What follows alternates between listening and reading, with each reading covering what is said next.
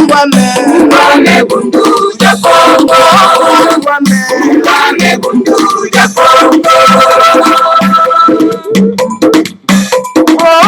Ngwame bundu ya Kongo. Ngwame bundu ya Kongo.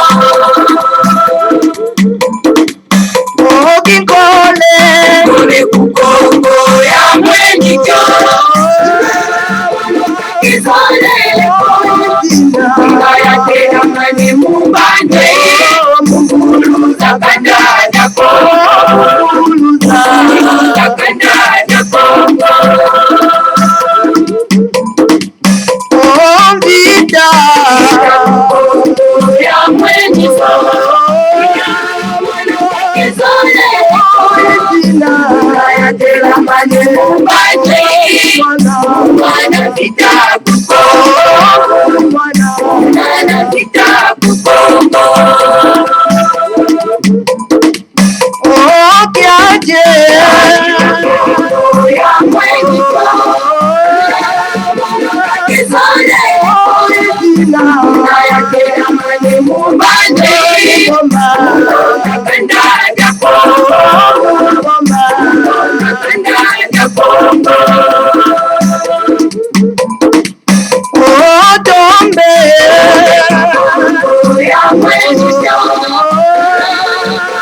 Kizole ngaya tena mani mubande. Soma tembe kukongo. Soma tembe kukongo.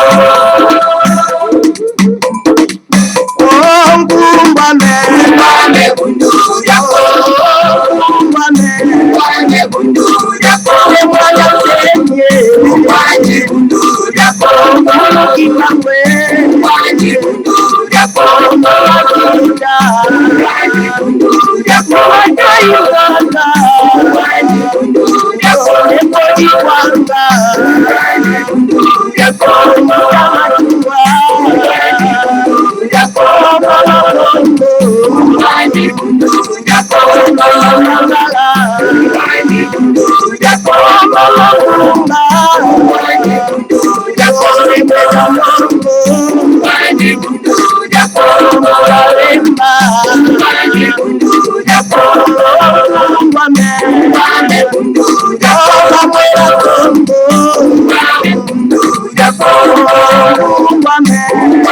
bundu ya Kongo. Ngwame bundu ya Kongo.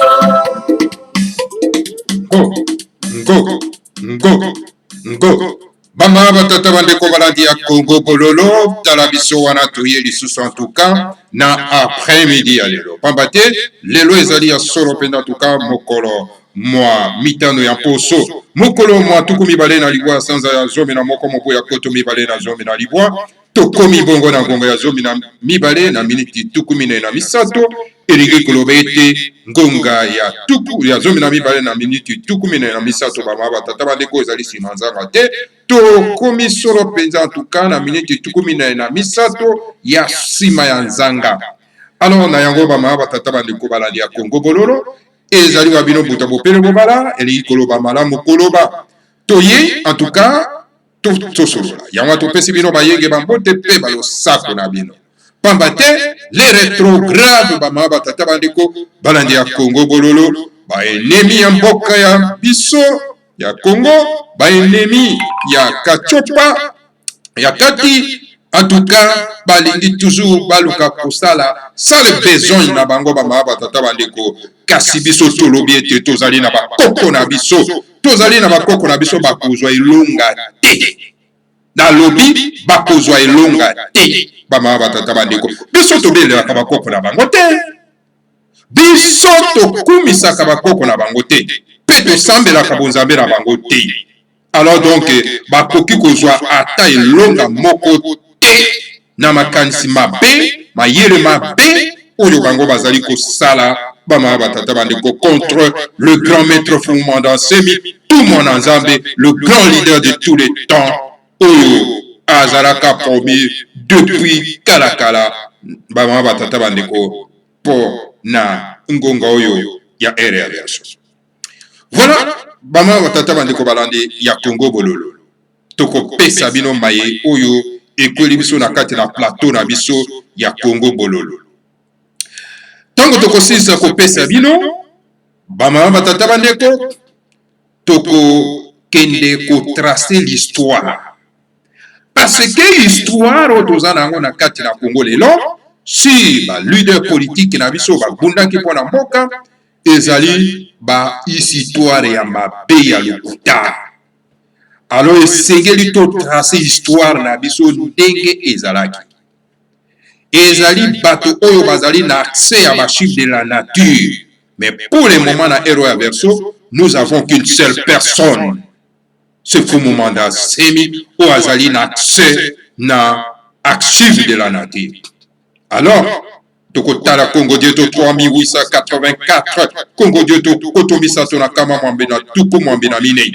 et pa wapi le grand maître Fumu Manda Semi a tracé biso histoire ya likambo etali Lumumba et pa wapi na Congo Dieto wana lobi enfin voici Patrice Lumumba et les partis MLC de Lumumba tokotanga yango lelo awa pona baimboka bakoka ko sosolo oya ko sosolo telo baba lokaye bama batata bandeko bana lisanga timati bomonaki Hippolyte Kanambe mwana tuti rwandais oyo bobengaka ye par ignorance par bobangi na yedite par bozoderi na bino par bonyangala kata na bino bama batata bandeko bobengaka ye Joseph Kabila.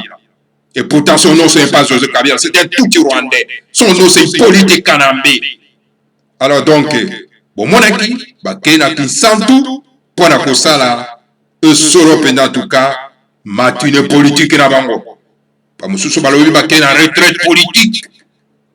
Et sengeli koyeba, tina ojo, bango bakei kuna, na kinsantu, bakei kosala nini, bama batata bandeko. Et sengeli toyebisa ba imboka. Tomoni ba oyo bazali na kanti na bokonzi ya lokuta oyo ezali kotambwisama na Chilombo alias Félix bango balobi ete bato oyo baenemi ya mboka ya race bantu oyo bazali na kati na FCC oyo bango nyonso bazali na coalition na nzungu moko ete bakei kuna na Kinshasa pamba te bazali kosala complot contre mokonzi na bango eza lokuta monene bama batata bandeko epai wapi bato bazolia nzungu moko bongo baluka na kosala mabe ekosalema te mpo baza bato ya nzungu moko alors donc bato oyo bakei na Kinshasa na Congo central na mboka ya le grand maître Fumu Manda Semi mpo na kosala likopa mpo na ete baluka lolenge ya koleka na solo penda bama batata bandeko na Fumu Manda Semi ndenge ya kosala tourner na yekuna na kati na Congo central tokotangela bilo ba révélation awa bama batata bandeko donc retraite politique oyo banyangala kata oyo batambwisi mboka mbula zomi na mwambi bobimba pe babombi mboka bacrochardier bandeko na biso babebisi ekonomi ya mboka babebisi éducation mboka ekufi alors bango wana bakei lisusu kosala likopa mpo na koluka baboma moto oyo bakokaki koboma te 2 ans passé bamama batata bandeko mais bango base prétendaki wake basi baboma Fumu Manda Semi eke bakata ya motu bakenda kokunda yango solo pena na mboka ya Rwanda epai ya ndeko na bango Motuti.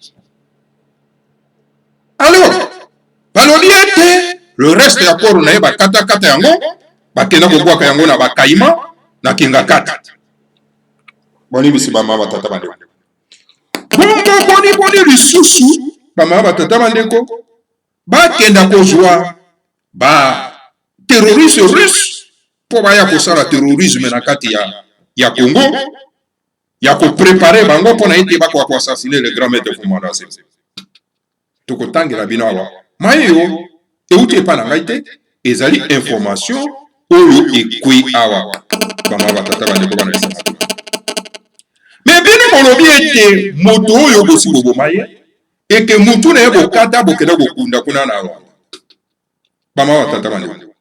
Omoni peuple oyo babengi Motuti ezali peuple barbare. Donc, ce que vous allez un peuple barbare, donc vous allez qu'il y ait un de peuple barbare. Bama batata bandeko bana isangati mati. Vous allez pas un peuple riche. Un peuple riche azaka barbare. Mais peuple oyo baza ko utiliser bango na bapaya na komba batuti bazali ba peuple barbare bazali ba peuple ya bassesse bazali ba peuple oyo bakoki kovanda na ba peuple mosusu te bana batata bandeko. Bomoni te comportement moto babengi politique kanambe parce que azali barbare azali terroriste yango no moni bandeko na biso arase bantu baza kokenda kofukamela ye bamakila batundu banani oyo comment il s'appelle Mendele Tchakou baza kokenda kofukamela mwana mopaya ezali pasi alors bama batata bandeko tokopesa bino révélation oyo po boyoka yango na matoi. Alors donc, et voilà, balie na bango ya IDPS, bakoya kopesa biso matoi makele lawa, koloba ete, bato oyo, bakei kosala retraite kuna, pona ete, baza kolukela mabe na mokonzi na bango. Mais mokonzi na bango asinya bakor, na bapaya oyo, bongo bakolukela mabe ndenge nini. Po ye moko chilomba loba ete, moi, j'ai des accords secrets avec Hippolyte Kanambe. Ailleurs, on a beaucoup la même chose. Que Hippolyte Kanambe a dit consultant. C'est pour cette raison qu'on a tourné à Zondi, à qui on peut ce rapport. Donc, ça n'a pas été là, ça n'a pas été. Si vous avez un biso, ba imboka, autopé ça y est ma boko. Tokopesa ye maboko ndenge nini pendant que biso toza kobunda etumba monene ya kobenga na bango po babebisi mboka bakende mpa na bango bazongi mpo na bango po bafacture na bango oyo ya effort de guerre mpo na kobenga na maréchal Mobutu bazwi yango mpe basali bénéfice ekoki esengeli bazonga kasi ndeko na biso mwana mboka arasu batu Chilombo alias Félix parce que bato wana baza bakilo na ye ye alobi bafanda wana bafanda kaka. Pongo sikoyo koloba na biso totia ye maboko totia maboko po mboka evinda kaka mboka ezwa mbongo wana te mboka ekangolama te. Alors moto azali koincarne po ete mboka ekoka kokangolama ezali fumumanda nsemi esengeli nde biso totia maboko epa fumumanda nsemi po ete tokangola mboka avec Chilombo tokokangola mboka te tokotika mboka ekoka kozinda po ye aza bakor secret na mopaya oyo babengi Hippolyte Kanambe alias Joseph Kabila. Pona nini okoya kobebisa baimboka mutu yo pasteur Guli esengeli na mokolo malero koka kokanga mbanga na yo nano pamba te l'erreur grave mama batata bandeko bana lisanga atimati lelo yo toza kopesa bino information bama batata bandeko ndenge nini bato oyo ya misala mabe bakende kosala Kinshasa. Omoni te Hippolyte Kanambe boyebi tina oyo akataki suki na ye azalaki sur ete fumumanda nsemi basi babomi ye alors donc akati suki na mandefu asepeli alobi bitumba esili ntango aye komona ete fumumanda nsemi aresuscite alors donc ye wana azongi lisusu na maki azongi lisusu kokolisa suki na ye na mandefu ne ya pembe oyo ya bandoki oyo akenda kozwa kuna na mboka ya ene mpo ya kobunda bitumba bamama batata bandeko me mbala oyo ezali mbala ya suka mbala oyo nde mbala oyo tokosukisa yo mbala oyo nde mbala oyo tokotindika yo mpo olongwa na mboka na biso libela mbala oyo ezali mbala na yo oyo yo komona mokili oyo bamama batata bandeko balandi ya Kongo bololo tala kina oyo moto oyo akataki mandefu mpe suki pour amonaki ete azwi victoire alongi lelo oyo makila ezali kotambola ye na nzoto donc ayebi eloko nini akosala lisusu te totanga nano bongo ya kokoba na analyse bamama batata bandeko awa tozwi communiqué ekweli biso tokoki kotanga yango na kati na Congo dietu. Longi à Congo demande Semi informe le monde entier de ce qui suit. Bolanda na bokebi po makambo mazali koya na kati na mboka ezali minene esengeli ba mboka bako akozala informé pe tango bokozwa Congo bololo oyo bokoka kokabola ngo na ba mboka po bino bozalaka na mwa bolembu mingi ya kokabola Congo dietu bamaba Congo bololo bamaba tata ba. Le grand maître Fumumbana Sena Bandi Boy alobi Papa Semi, le père biologique de Nemanda Semi, était Manyanga. Papa Semi azali papa oyo aboti Fumumbana Semi, yazali na mboka na yazali mboka Manyanga. Donc, Manyanga de Mongoluvala. Yaya Polongibi, la femme de Mboutan Semi, est aussi une Manyanga des secteurs de Mongoluvala. Et Mama Naye, Mpongo Ngimbi, Polo Ngimbi, azali soro pena mwasi oyo ya Mboutan Semi, yepi auti soro pena na libota ya Manyanga ya secteur ya Mongoluvala. Naturellement, le Mboutan Semi était Manyanga du secteur de Mongoluvala. Il a été voté massivement en 2006, député national par le peuple de l'Ouozi.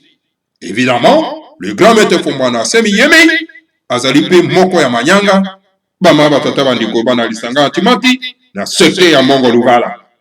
Et yango wana en tout cas, ba votaki massivement en 2006, bama batata bandiko na baimboka ya l'Ouozi. Puis, les forces du mal lui ont fait la guerre, voulant le tuer et détruire son palais royal. Et tala ba élément terroriste bato ya misala mabe baye ko livrer bitumba baye ko sala terrorisme na kati na ndako na ye ya koluka nini bakoboma ye pe kopanza solo pe na ndako na ye. Ils l'ont finalement mis en prison et tué à Kingakati. Et na koluka koboma ye bakokite bakangi ye batie solo pe na tuka na prison na Kingakati. Après des années d'une vie entre le ciel et la terre, il est revenu à la vie sur terre et il a décidé d'aller visiter sa base au Congo central pour le consoler. Donc, Nassima, tango batie na kati na lubwako na makala, abimi na nguya ya bakulu na biso, alors donc, ake kovanda entre likolo na nase bama batata bandeko itala ye wana azwaki mokano ya kokenda na Congo dia kati pona ete akoka kutana solo pena na base na ye bama batata bandeko lokola ndenge ba leader yoso tout ya eteni na biso mabele basalaka pona kokenda kokutana na base na ba. Alors tozali kokoba, vous avez vu sur internet qu'il est l'homme le plus populaire de la République démocratique du Congo pour le moment. Bon, moni bino moko na ba internet, na ba réseaux sociaux. Bon, moni bino moko ndenge nini de grand maître Fumumbana Semi, oyo azali solo pena en tout cas, l'homme le plus populaire na kati ya mboka, bama batata bandeko, et c'est lui le seul qui est le seul leader oyo akokamba solo pena mboka ya République démocratique du Congo. Naturellement, il est donc l'homme qui doit devenir le chef de la République démocratique du Congo sur le peuple levé parce que le peuple congolais est le souverain primaire. Donc, il a qui était le grand maître Fumumbana Semi, donc azali na makoki wana ya kokamba solo pendant la République démocratique du Congo. soki peuple bango moko balingi parce que peuple azali souverain bama batata bandeko bana lisanga timati. Mais paniqué par la grande popularité de nos mandats sémis, les forces du mal qui ont comme instrument le FCC ont décidé que le mandat sémis ne doit plus revenir à Kinshasa. Donc, tango bamoni modèle oyo ya popularité oyo ku mandat sémis mazana yango bakomi paniqué bama batata bandeko. Alors bato ya misala mabe ba terroriste oyo ya obazana kati ya front de corps pour le Congo obobengi FCC, c'est un front de corps. Te front de corps bazui mokano babete fumo mwana semi akoki kozonga lisusu na Kinshasa te. Ils ont tenu une réunion à Kisantu où on a assisté 5 commandos russes et ils ont placé des militaires en différents endroits où passera le mandat semi avec comme objectif l'assassiner suivant les vœux de leurs commanditeurs qui les ont placés au pouvoir en République démocratique du Congo. Bama batata bandeko bana lisanga timati. Ezali mawapona batoyo. Batoyo misala mabe bama batata bandeko bana lisanga timati. Tala misala na bango bama batata bandeko. Alors, tellement que mamoni popularité de Kito, basalini bama batata bandeko. Que le grand maître Fumanda a kukozon esu na Kinshasa te. Alors, bakei kosala ba réunion na bango secrète na Kinsantu et puis wapi 5 terroristes commando ya ba russe. Oye wapi ba placer bango na ba militaire na ba différents endroits et pas wapi fumu mandat semi akoleka avec comme objectif na bango zali nini ya ko assassiner ya ko boma donc le grand maître Fumanda semi donc na ndenge makanisi ya ba commanditaire na bango oyo bazali na pouvoir na République démocratique du Congo FCC cash moto oyo ozali koloba na biso buri ke to supporter to pesa maboko na kombo ya Chilombo. C'est un terroriste. C'était l'ennemi du peuple congolais. Il y a yeli makambo yo non parce que bango baza ko gouverner na FCC sika moko. Bayokani pour ete ba se débarrasser na un grand nationaliste Fumu Mwanda Nsemi. Poto tika la solo penana mwa banyanga la kata lokola bango.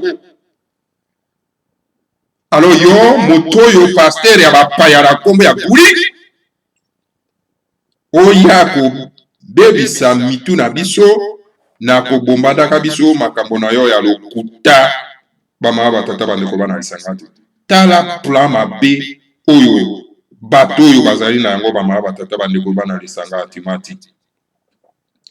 Alors donc le grand maître Fumu Mwanda Nsemi a poussé na lobby mais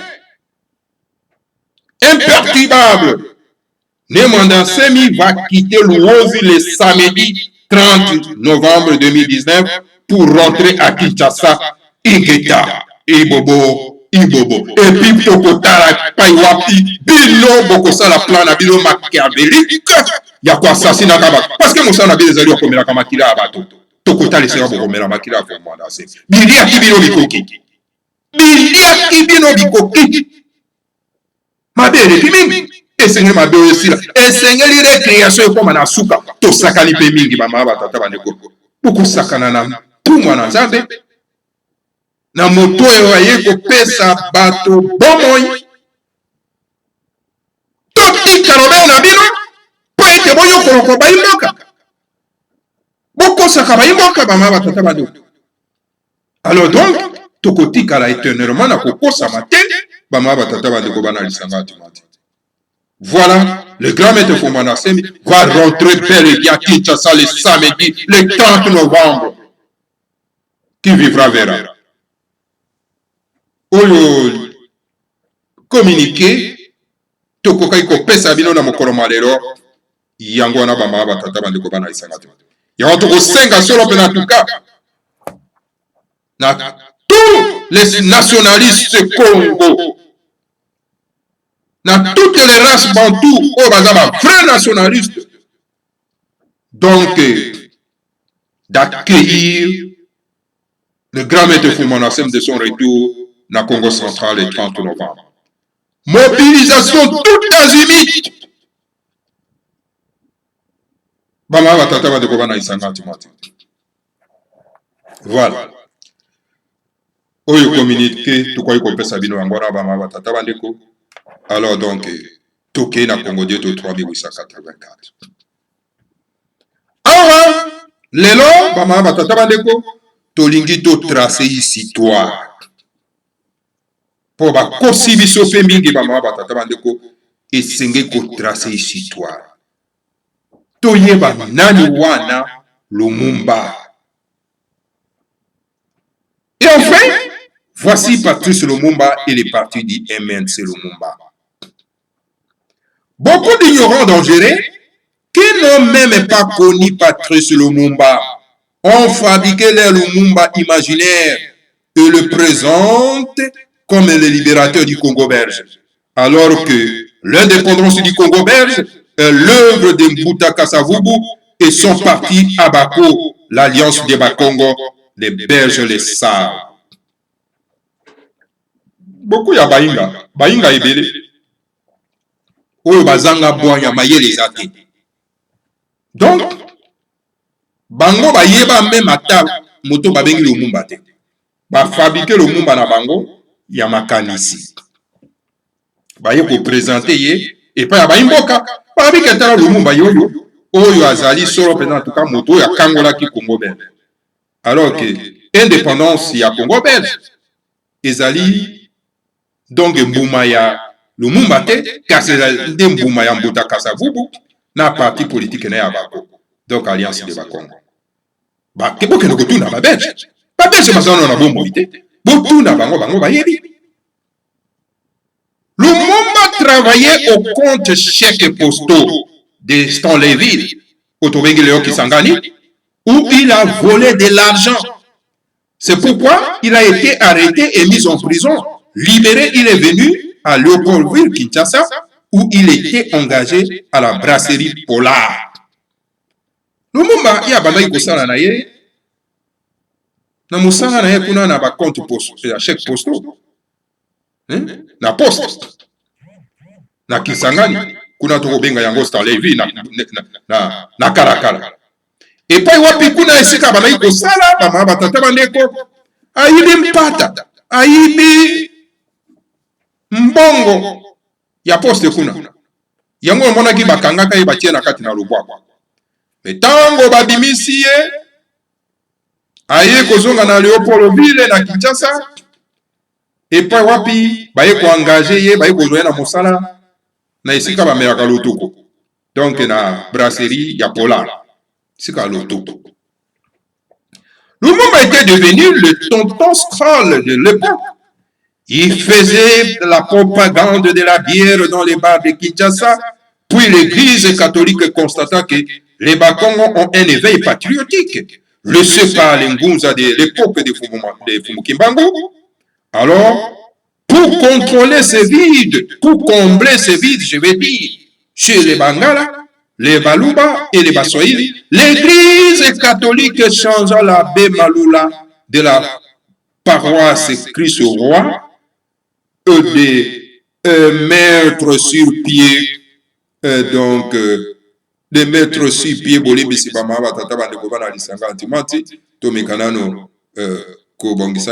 de mettre sur pied le mouvement national catholique, le MRC, destiné à former les Bangala, les Baluba et les Baswahili. Voilà. Donc, awa, le grand maître à l'activité à l'Obiboui.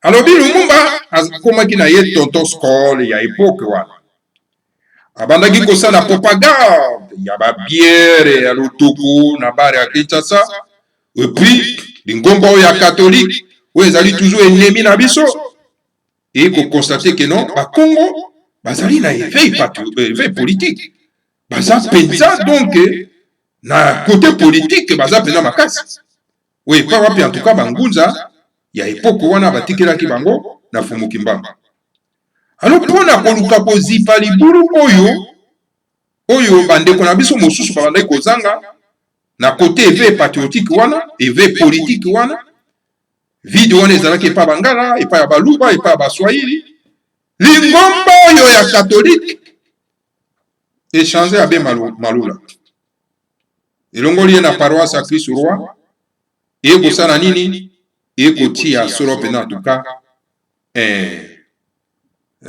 mouvement catholique oyo mouvement national catholique oyo on a brisé MNC baforme yango baforme bangala baforme baluba baforme baswahili po ete parce que mouvement national catholique ezalaki donc mpona bacatholique yango wana bayi balola yango ekoma mouvement national congolais bama batata bano donc bakoti wana mpona koforme bamabota mosusu na makanisi na bango.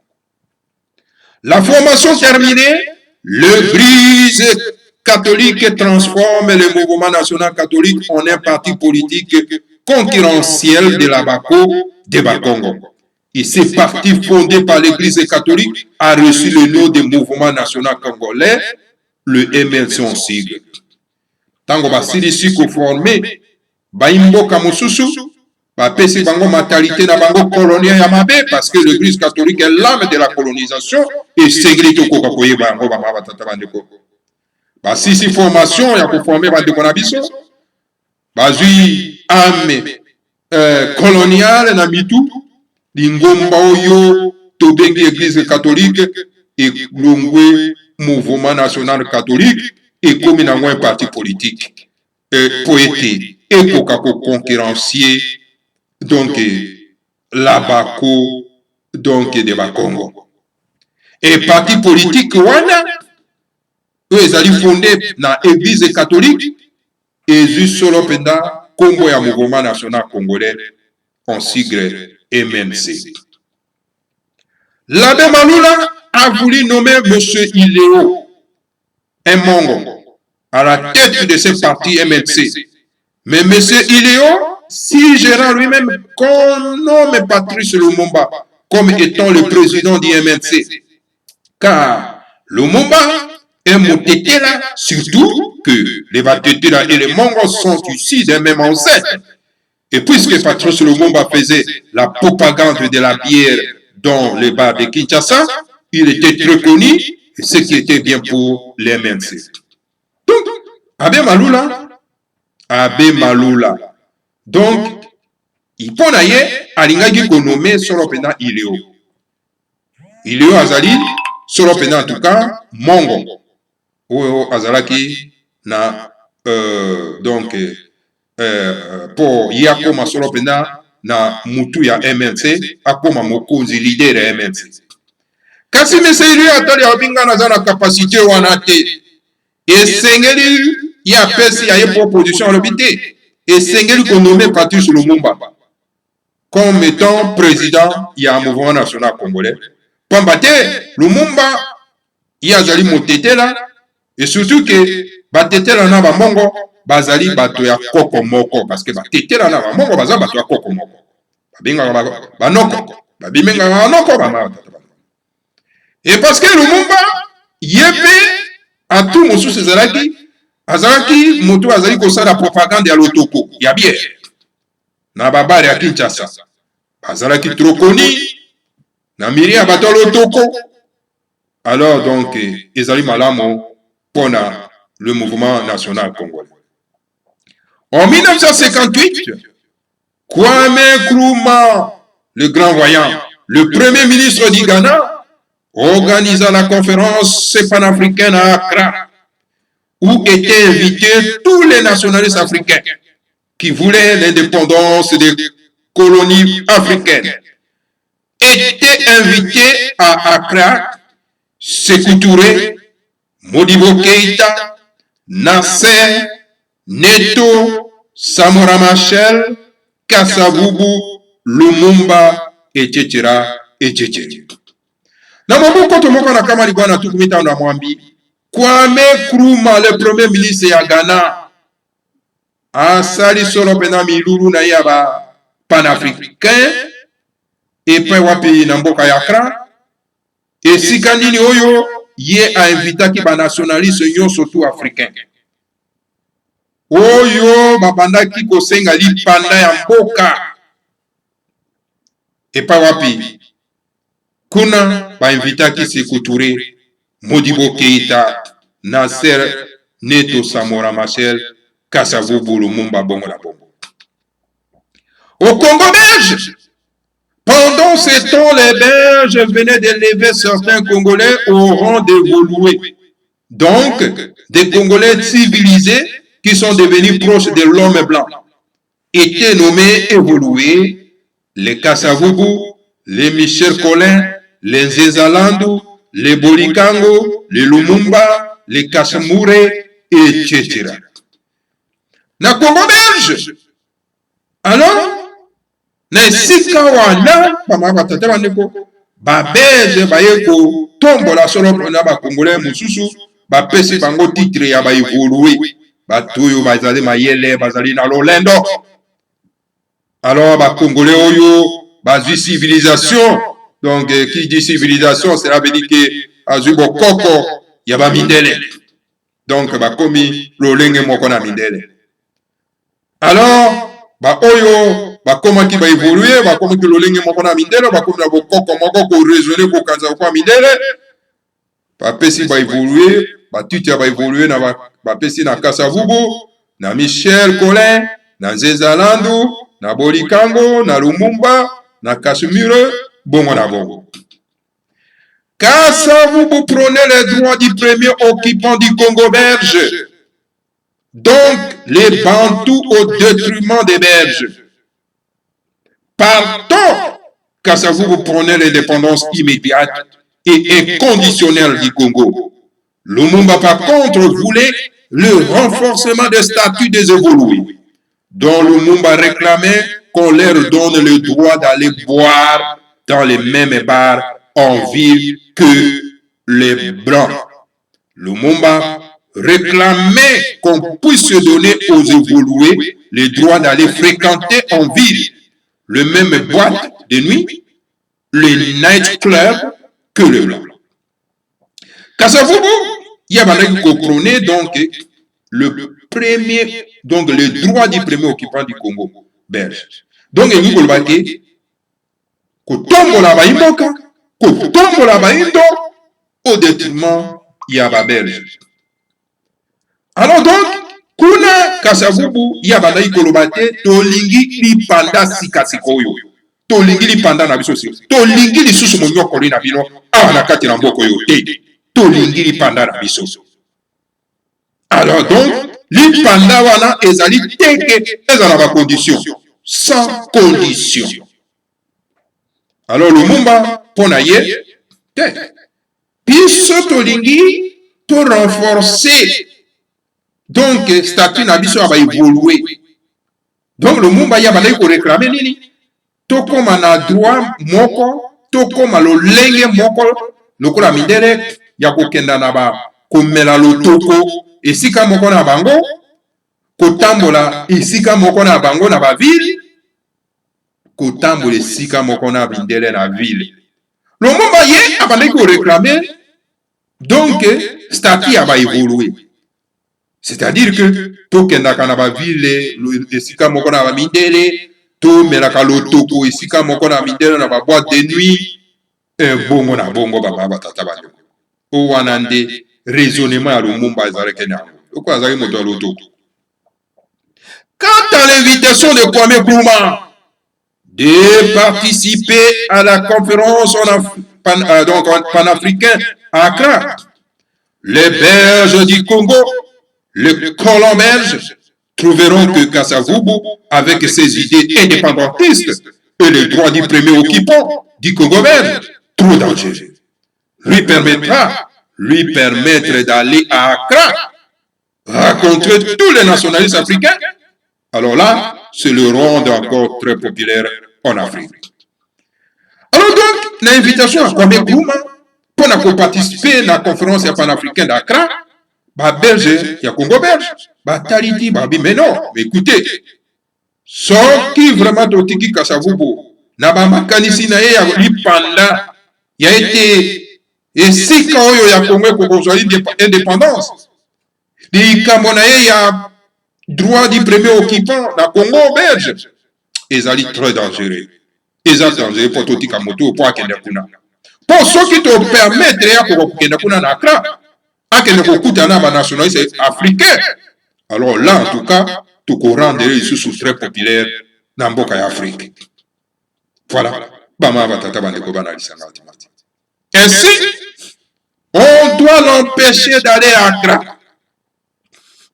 À sa place, on va choisir le traître Diomio Gaston et Lumumba pour aller à Accra.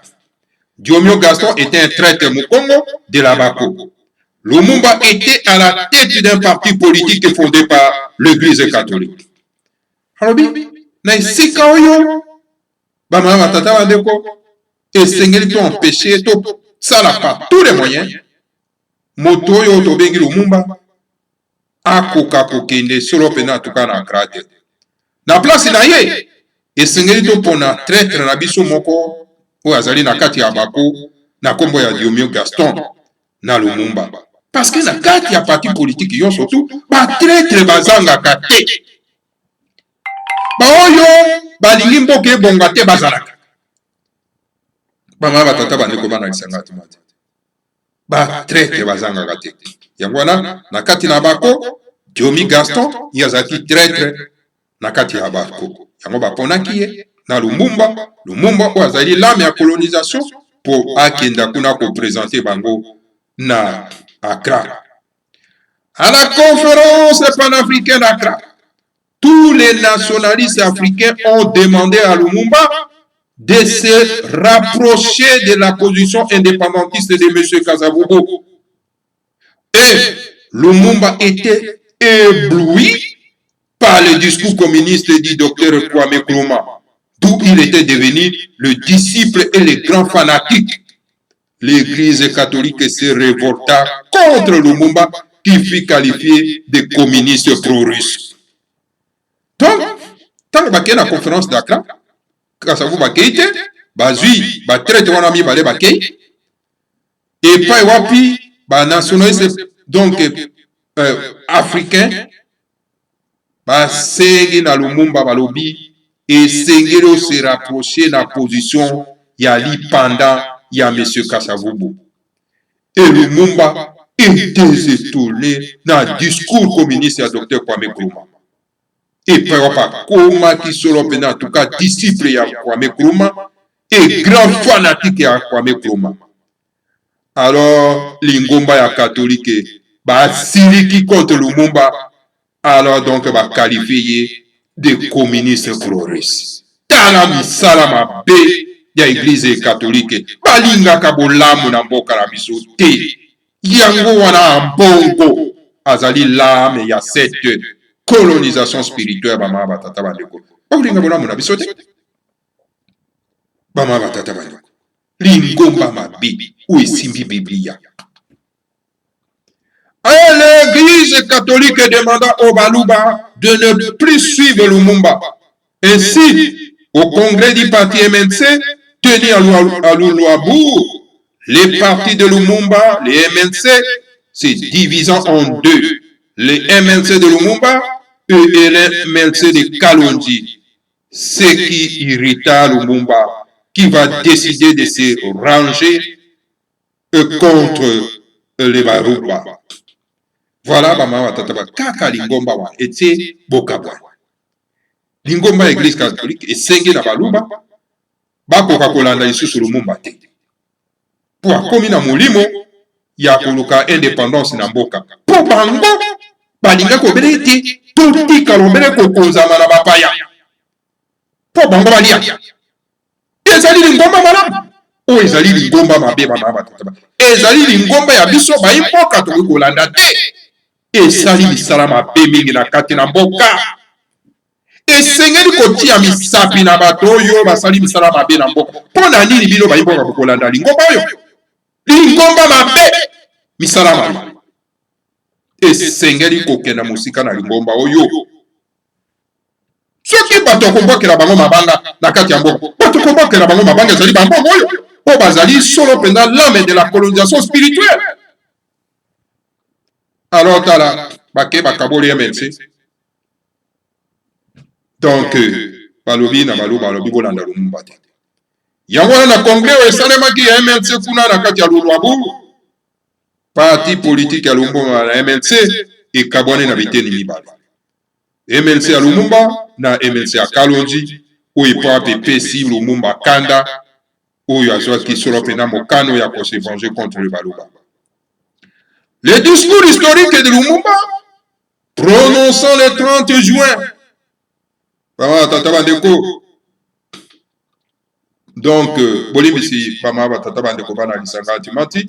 Donc, prononcé le 30 juin, était composé par un Mukongo, Thomas Kanza, un diplômé en psychologie de l'université Louvanium en Belgique. L'Insikou wana bomona ki Lumumba salaka na kati ya le 30 juin. Oyo Lumumba telemaki asalaki. Ezalaki l'Insikou oyo Lumumba komaki te. Ezalaki l'Insikou oyo Thomas Kanza moto asalaki yango. Thomas Kanza azali mokongo. Ye azalaki diplômé en psychologie na université Louvanium ya Belgique. Ye moto asalaki l'Insikou wana Lumumba lobaka. Le 23 août 1960, Patrice Lumumba envoya sa milice d'IMLC armée par des armes russes qui est allé massacrer 283 Baluba à Bakwanga. Et puisque les Baluba sont les neveux de Bakongo, les politiciens de la Bako ont demandé au président Kasavubu de révoquer Patrice Lumumba, qui sera finalement arrêté, envoyé au Katanga, où il va être assassiné par les parachutistes commando belges. Après son coup d'État du 24 novembre 1965, le maréchal Mobutu va promouvoir Patrice Lumumba au rang des héros nationaux, Ingeta, Ibubo et Ibubo. Na mokolo matuku mibale na misato sanza mwambi mobu ya koto moko na kamali wana tuku motoba, Patrice Lumumba atindi solo penda ba milice na ye na ya MLC o basimbaki bazaki na mindoki ya barusse o epa wapi bakendaki komasakre kama mibale na tuku mwambi na misato ya Baluba na Bakwanga. Et puis Baluba boyebi bazali solo penda en tout cas ba neve ya Bakongo. Alors donc le politicien ya Abako basengaki na président Kasavubu pona ete akwa ko révoquer Lumumba na acte oyo asalaki ya mabe ya koboma bandeko na bango. Epai wapi Lumumba finalement azalaki bakangaki ye batindi ye na Katanga, epai wapi bakendaki koboma ye na baparachutiste commando belge. Na nsima ya coup d'état ya Mobutu na mokolo matuku mibale na minei sanza azomi na moko mobu ya koto moko na kamali bwana tuku motoba na mitano, Mobutu le maréchal Mobutu aye sikoyo kotombola Patrice Lumumba na molongo ya bahéros nationaux abama batata bandeko bana lisangati mati wana lolenge na ye ya komifuta na crime oyo ye asalaki bama batata bandeko bana lisangati mati. Donc voilà bahéros na bamboka na biso soko tali etamboli na bango etamboli mabe tina suka bakomisi bango elo bakomisaka ye kotala nano etamboli na ye tikina na suka me etamboli soki ezalaki mabe yo kokomisa elo mpona nini? Tomoni ba Mbuta Tshisekedi awa etamboli mabe na suka boye kokomisa ye elo. Donc bandeko babomaka bango na pont Gabi ezalaki sous ordre ya ministre intérieur oyo ezali kotambwisa masolo mpenda na Mbuta Tshisekedi. Kassavubu, le premier président élu démocratiquement, basali un coup d'état malade et empoisonné, akenda komi sali sanamboka bapaya, munani empêcha qui a été, et zalaki Tshisekedi wa muluma. Alors donc, bato nyonso tout, et bande na bango mabe, alors na suka bokom se bango yero. Un père parti état, oyo ya Marshal Mobutu, na mboka na ye Zaïre, soko moni bandeko mosusu lelo oyo bakomi kotombola ba drapeau ya un père parti état okotala bango boite oyo penda babolole ya ndenge nini.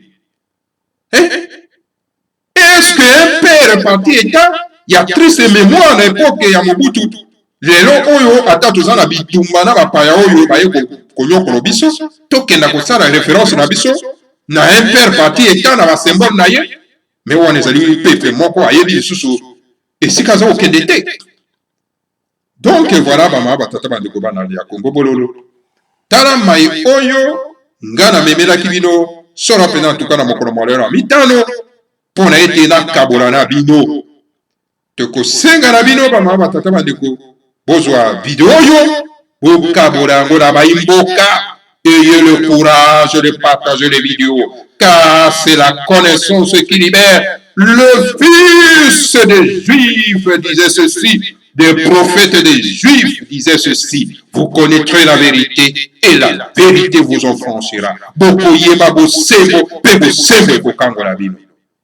Alors eloko ekangola bato, ezali bosembo bama batata bandeko. Bo partager vidéo pona baimboka nyonso. Matondo mingi na bino banso oyo bolandi biso lelo ezalaki la dernière émission na biso pona mois ya novembre parce que lobi tokei ba misala tokozwa isusu mbonga te ya kosala ba émission wana tokutana na bino kaka na sanza zomi na mibale pama batata bandeko balandi ya Congo bololo. Alors que le Seigneur à Congo vous bénisse tous, bénisse Fumomanda Semi, bénisse la République fédérale du Congo, Ingeta, Ibobo et Ibobo.